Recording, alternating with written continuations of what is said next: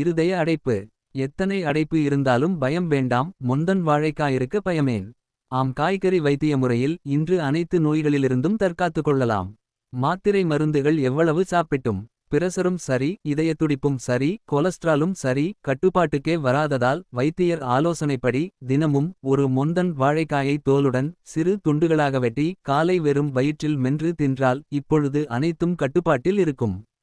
வாழைக்காயின் ரகசியம்: இதயம் சீராக செயல்பட பொட்டாசியம் துவர்ப்புச்சத்து மிக அத்தியாவசியமாகிறது.